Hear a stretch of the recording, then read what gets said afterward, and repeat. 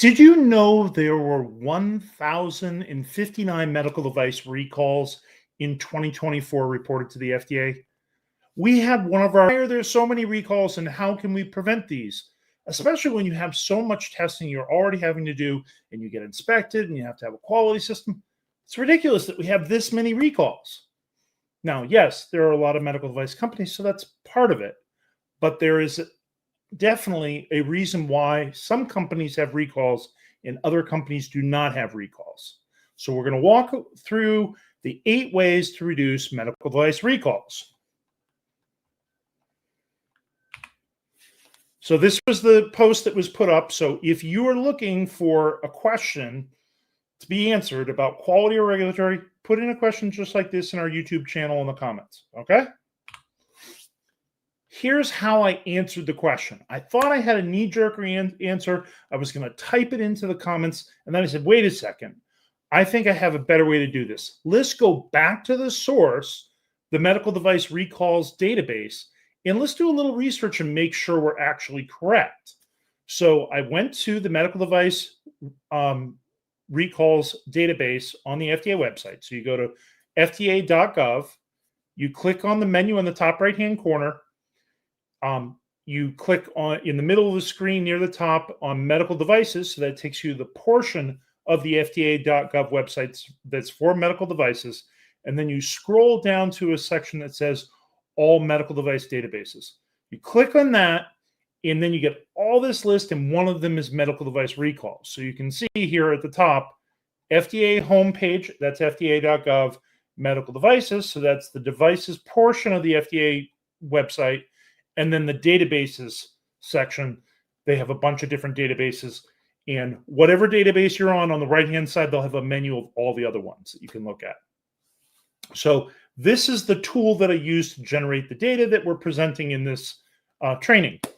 So number one, we wanted to pay attention to the dates. The reason why is when I first did, I said, well, let's see how many there are. So I said, well, I'll just look at 2024 or 2025. And I tried to put in those dates, and I did hit search, and I got more than it will allow me to display. It only allows you to display 500 records. So, well, how many records are there? So I went to this approach, and I ended up just using the first 2 months of 2025. During that time period, there were 463 active recalls at that time. So that's an important point. This isn't the date period on which they were reported.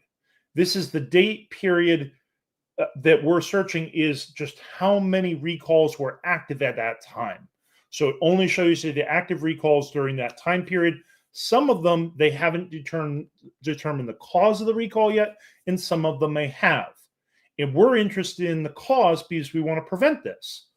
So the next field that I have to use, and I'm just showing this little pop-up window here because when you click on the calendar, it gives you this kind of tool to select your dates, or you can just type it in the field. But the next thing I wanted to find out is, what is the cause? So they have this root cause down here at the bottom, and it's actually the root cause as determined by the FDA. So it's not necessarily what the company said, it's what the FDA entered in the database as the cause. And there are 43 different possible choices in the drop-down menu. And it would be very possible for somebody to put it in a category that I wouldn't necessarily agree with, but it is the FDA saying this is what we think it is. So who am I to argue? So you pick the drop-down menu, one of these 43 choices, and there was no way to quickly get what I wanted out of this database. I could have done an export, and then I could have massaged the data, and I said, this is going to be just so much faster if I just brute force this. So I selected each one, and then I typed it into a spreadsheet. That's the slow way to do it. I'm sure that if I were a little more proficient at AI promptings, I could probably get it to do all this work for me, and then I'd have to check whether it's actually doing it correctly. But I could have checked a couple of data points, said that's good enough, and I'll publish it. But I did it old school, each one right from the database. And if you license tools, there's a company I was just talking with this week. The company is Farm 3R, I think, is the name of the company. Libby Englander is the CEO of the company. Her company actually downloads this data from the FDA for drugs and devices and generates these kind of reports. So here's what I came up with. This is a screenshot of my spreadsheet. I did it in Google Sheets. And it lists all on the left-hand side. I just put the order so I could keep track of which of the 43 I was in. And then I can sort it. So I can either do it in the order that they are in the database, or I could do it based on a sorting criteria. So that's why I put order in there. It's just the order that they appear in the searching. But then recall reason is copy and paste of exactly what's in there. I actually had to type those out because I couldn't copy it. And then I actually typed in the number for how many records there were. And then I did a calculation of just the ones where the FDA determined what the cause was. So all the ones that say under investigation by the firm, I'm going to use my little highlighter tool here. Any place where you see under investigation by the firm. Oh, this is not what I meant to do. Sorry, folks. I meant to use the highlighter and instead I'm drawing. So I meant to do this so you can still see it. Sorry about that. But under investigation by the firm, that means they haven't determined what the cause is yet. So I only did the analysis on the ones that they had determined the cause. And there were many that there were no recalls for that cause. So we got all the way down to there are 0 for counterfeits. So during that time period, there were no active recalls for counterfeit product, but there are a whole bunch of other things that were below that were also 0. The only reason why I included the counterfeit is because I have my 100% number here that was a sum of all the above, just making sure my math worked out. And so this is not of the total records, the total 463 records. It's the 463 minus the 114 where they haven't attributed a cause yet. Okay, so this is what it looks like in graphical form, classic Pareto chart, where you see a lot of high bars on the left-hand side, and on the right-hand side, you see it gradually taper out to nothingness. And of course, those are really small and hard to read, so we're going to enlarge it here and let you see just the top 8. And why did we pick the top 8? Because that's the 80% of the causes, or 80% of the recalls are caused by 20% of the causes. 8. So out of the whole list, 8 of them were causing 80% of the problems. And I calculated that actually back here in my spreadsheet. I actually took these top 8, and when you add them up, they came up to 80%. So that's how we did this calculation to figure out those are the top 8. So we're going to go through each one now on how to prevent that type of recall. That's the purpose of this. How can we prevent those top 8? So every single one of these, you're going to see the same thing for the first item in green. Why? Because I want to hammer this point down. You don't need to rewrite your procedure every single time something goes wrong. Sometimes adding a checklist, adding a form, or adding a specific statement in your procedure is unnecessary. Sometimes you just need to do a better job of training people. So if your training process involves read and understand, you're missing the whole point of the training effectiveness and training competency part. You don't have that. In order to demonstrate training effectiveness, you typically will give a quiz of some kind.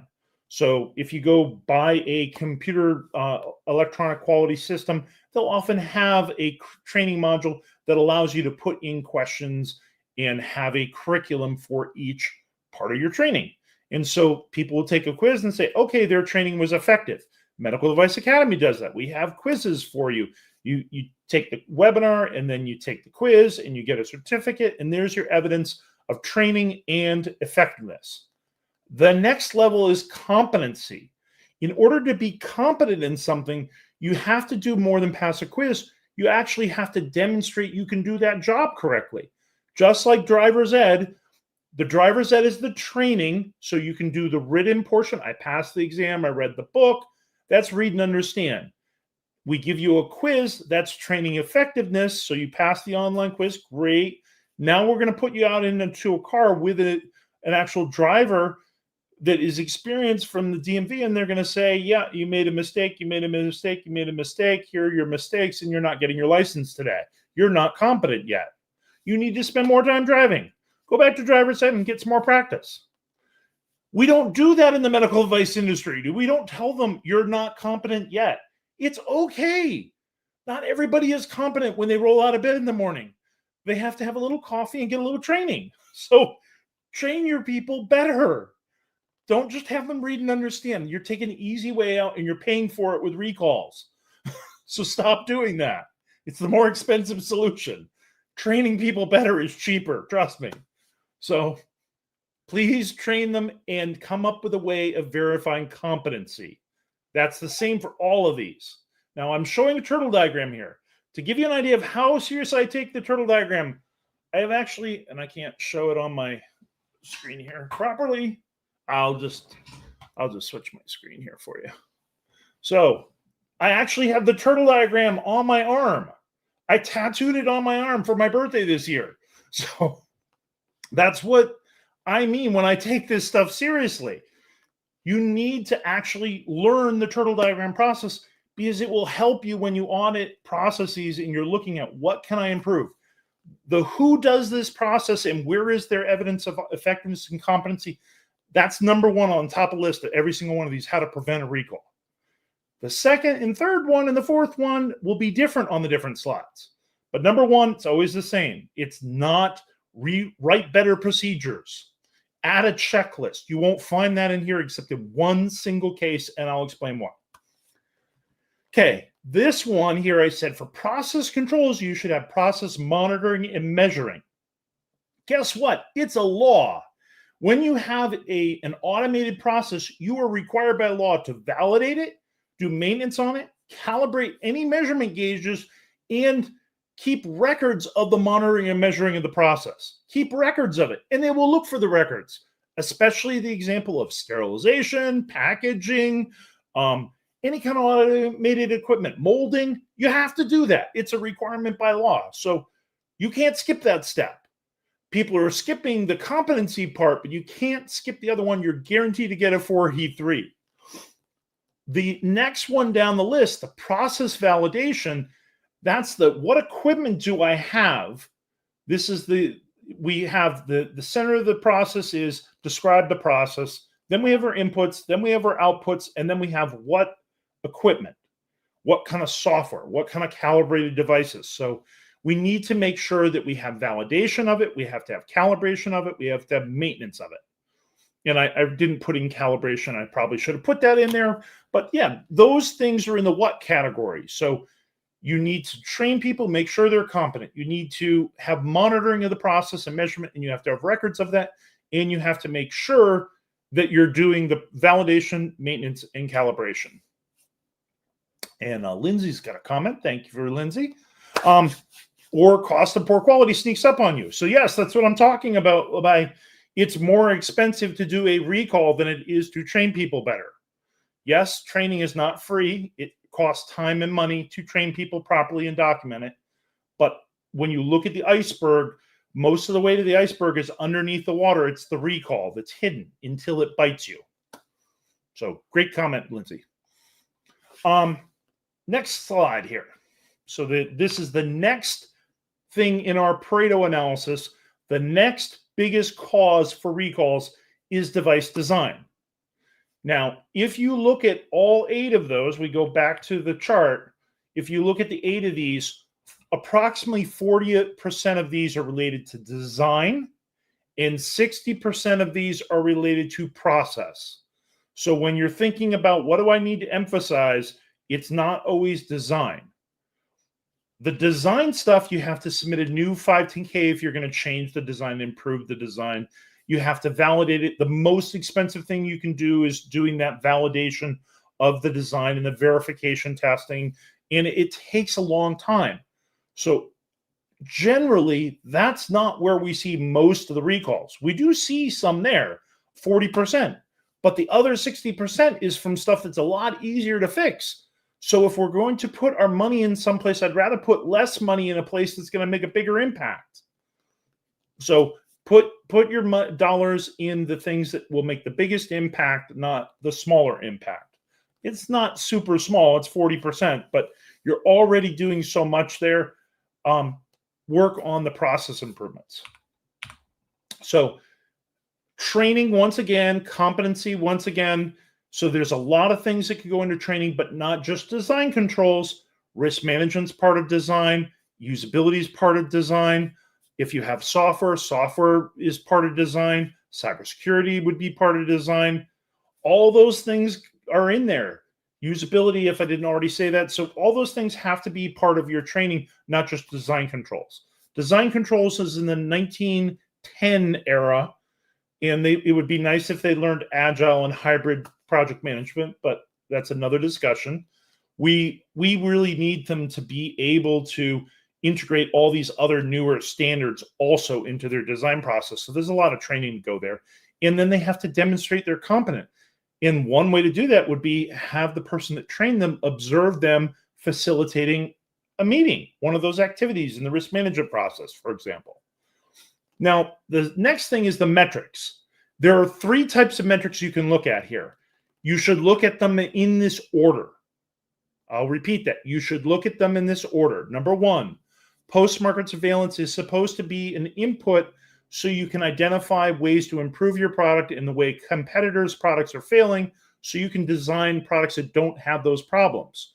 And that also gives you your starting list for your hazards.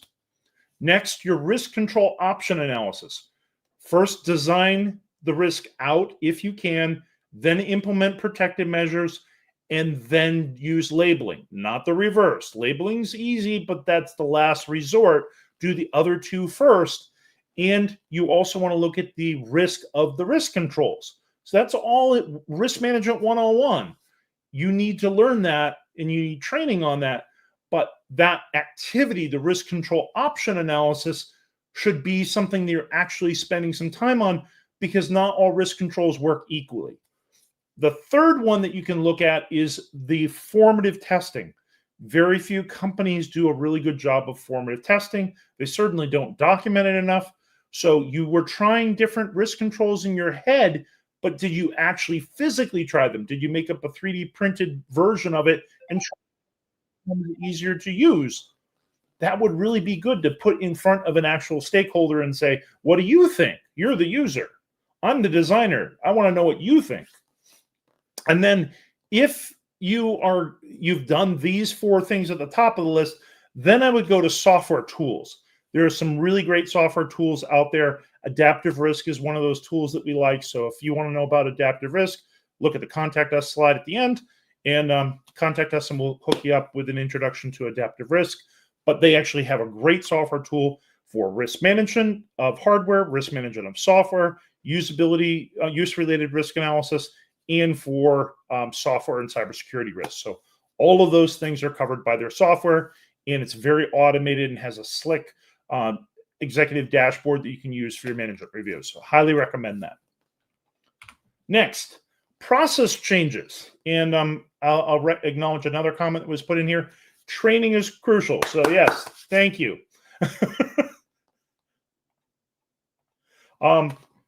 Once again, training and competency. The next thing for a process change, process monitoring and measurement. Very similar to what we talked about for process control and process validation. The number 1 483 for when you make a process change is inadequate validation of the process change. Okay, next on the list is non-conforming material component. I would argue that a good chunk of this is not just necessarily internal, but it's also raw materials coming in may be a problem as well. So both could contribute to non-conforming product. If you're making yourself out of raw materials, it could have been caused by you in process, or it could have been caused by the supplier if they give you inadequate inspected and controlled product that they were giving you as a raw material or a sub-assembly. But you're supposed to have adequate inspection to make sure you don't receive that. and you return it to the supplier for them to fix and prevent from happening again. So yes, you should be doing purchase product monitoring and measurement, which would be incoming inspection, maybe maybe statistical sampling, maybe a skip lot program if you have really good quality, maybe tighten inspection if you don't. Maybe you're looking at statistical data provided by the supplier if it's a really good operation. But that would be the inspection. You also want to have a risk control plan to indicate what is the control for each risk. Some risks you're going to inspect, some risks you're going to rely on statistical trending, SPC data. Some you're going to do it a different way. Maybe it's a manufacturing assembly step that checks that. So your risk control plan should be a tool that you're using in addition to incoming inspection to catch in-process things as well as incoming as well as final. And then the last one, of course, process validation. Ideally, the process validation is preventing you from making non-conforming product. So that's why I put that one in there.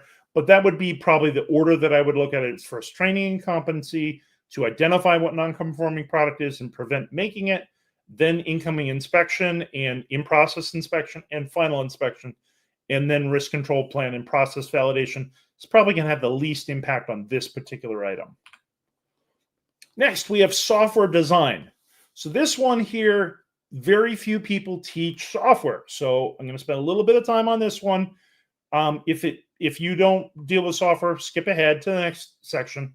But training and competency is the top of the list. Unfortunately, there's not really good training out there on it.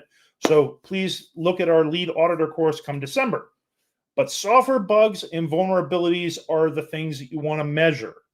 You don't want to just measure them. You want to do what I did in this video, do a Pareto analysis and figure out what is the biggest cause, figure out how to eliminate that or reduce it. And there are AI tools now to even do some of those code checks. So we do code reviews, old school, but now you can do AI code reviews. You also have automation tools for looking for vulnerabilities, and you have third-party cybersecurity testing. There's so many different ways to make sure that quality of software is better than it has been in the past. You should be using those tools. So that's really important to be capturing those metrics so you know which tools to pay for. So I have the risk management tools as the third item, but it has to be used in conjunction with B. You need to have metrics to know how to spend the money. I'm not going to spend $100,000 to fix a $10 problem. I'm going to use a $100,000 piece of software to fix $1 million problem. So make sure that you're selecting the right tools for the right problem in the budgets make sense here. Otherwise, just throw more labor at it. Next, labeling change control. So this is the one where you will see SOPs covered. Every other one looks at what, who, and metrics. This one also looks at the SOP. So labeling control, we need to train people. Usually there's a very short list of people that get involved in labeling, usually a marketing person, usually somebody from regulatory. Perfectly fine. They probably had the training for this. Then you need inspection of the label. So that's mandatory anyway. You pre-print a label, you inspect it. You pre-approve the label proofs. You might have some variable data and some automated data, but this is a requirement. You have to show proof of this, and you have to show it's included in your DHR. So that's something you definitely need to do. The third item on the list, automated on-demand labeling. So if you have approved the label proof and you have variable data, you can automate that whole process of printing it and print them on demand. And it will cut down on the amount of trees you kill because you don't have to print them in all kinds of different languages. You just print it in the language that's needed for that particular customer. So that's one advantage of on-demand labeling. But also it's validated, so it's more likely to have 0 or fewer errors. So far less likely to have a labeling recall on an automated system with on-demand labeling because you don't have a whole bunch of labels hanging out that were pre-printed. And you don't have to rely on people for inspection. You rely on the validation and pre-approval of the stock when people aren't under the pressure of getting production out the door.